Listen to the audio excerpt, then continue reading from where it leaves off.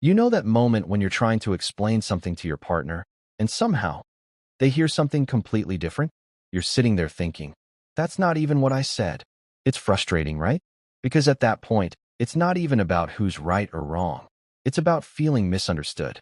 And when that happens over and over again, love starts to feel like hard work. But the truth is, good communication isn't about talking more. It's about talking better. It's about listening, understanding, and connecting, even when emotions run high. So in this video, let's dive into how you can communicate better with your partner in ways that build trust, deepen intimacy, and bring peace back into your relationship. And if you've ever felt like you and your partner just don't speak the same language, stay till the end. This might change how you see communication forever. Let's start with something simple. Why communication feels so hard in the first place.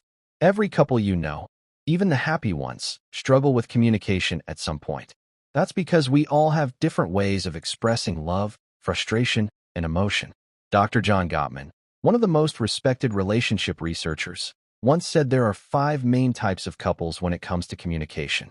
Some are validating couples, calm, respectful, always trying to understand each other. Some are volatile couples. They argue passionately, but love just as passionately. Then there are conflict-avoiding couples who would rather stay silent than risk an argument. And finally, the hostile and hostile detached couples, where communication feels like a battlefield or, worse, total silence. Now here's the interesting part. The first 3 types can still be healthy if the love outweighs the conflict. But the last 2? They often predict emotional burnout. So take a second and think, which type do you and your partner sound most like? Once you recognize your communication pattern, you can start changing how you respond, not to win, but to understand. Now let's move into something deeper, building a compassionate connection. Because communication isn't just about exchanging words. It's about helping your partner feel seen, heard, and valued.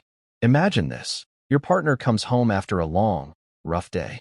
They drop their bag, sigh, and say, "My boss embarrassed me in front of everyone today." Now, your instinct might be to fix it. Did you try talking to them? Or, you should stand up for yourself. But what your partner really needs in that moment isn't a solution. It's empathy. Just hearing, "Wow, that must have been tough. I'm really sorry you went through that." That's all it takes. Empathy doesn't fix problems. It heals hearts. It says, "I'm here with you, even when things don't make sense." When you show empathy, your partner starts to feel emotionally safe. And that's the foundation of real communication. If that resonates with you, pause for a second and reflect. How often do you truly listen, just to understand? Next, let's talk about patience and understanding. It's easy to be patient when things are going smoothly. But real patience shows up when emotions run high. Think of a time you were arguing with your partner, and before you knew it, it went from a small issue to a full-blown fight about "you never listen" or "you don't care." In that moment, you weren't arguing about the issue. You were arguing about feeling unheard. Patience means slowing down enough to respond, not react. It means reminding yourself, it's not me against them. It's us against the problem. That tiny shift can completely change how you communicate. Because when you give space for emotions to settle, you make room for connection to grow. Now let's go over some real strategies to improve communication. First, ask open-ended questions. Instead of asking, "Did you have a good day?" try, "What was the best part of your day?" Or "What's been on your mind lately?" Open-ended questions invite your partner to share more than a yes or no. They create conversation, not just responses. Second, practice active listening. And I mean really listening, not half scrolling, half hearing. Put down the phone. Look them in the eye.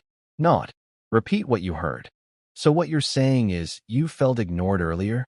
That small act makes your partner feel understood, and that's where emotional intimacy begins. Third, be aware of nonverbal cues. Because sometimes, silence says more than words ever could. Your tone, your posture, your expression, they all communicate something. If your partner reaches out and you meet them with crossed arms or a cold tone, it can shut them down instantly. But a soft touch, a gentle tone, or even a smile can make them feel safe again. So always remember, communication isn't just what you say. It's how you show up.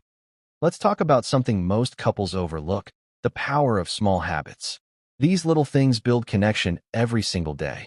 Dr. Gottman calls it creating love maps, knowing the details of your partner's inner world. What are they stressed about lately? What's making them happy? What dreams are they chasing right now? When you know these things, you stay connected, even when life gets hectic. Then, build rituals of connection. It could be a morning hug, a dinner with no phones, or a Sunday walk together. Small habits that whisper, "I choose you." And finally, have stress-reducing conversations. These are talks where you both share what's stressing you, not to fix it, but to support each other. It turns me versus life into us versus life. And that builds a partnership that lasts. Now, here's something powerful. Set aside time to talk. We're all busy. Work, kids, social media, bills, life gets loud. And before you know it, real conversations disappear. So try this. Choose a time each day or week to check in. No phones, no distractions, just you and your partner. Ask, "What's something I can do to support you this week?" Or, "What's been weighing on your heart lately?" You'll be amazed how much peace that simple habit brings back into your relationship. If you're willing to try it tonight, say, "I'm in," even if it's just a small 10-minute chat. And finally, a gentle reminder. Learning to communicate better isn't about being perfect. It's about being intentional. You'll mess up sometimes. Your partner will too. But what matters is that you keep showing up. Because love doesn't fade because of silence. It fades because people stop trying to understand each other. So keep trying. Keep listening. Keep choosing patience over pride and understanding over ego. Every honest conversation you have today becomes the foundation of a stronger relationship tomorrow. If this video spoke to you, take a second to like it, share it with someone who might need it, and subscribe for more calm, heartfelt conversations like this one. Because love isn't about finding the perfect person. It's about learning to communicate perfectly imperfectly, together.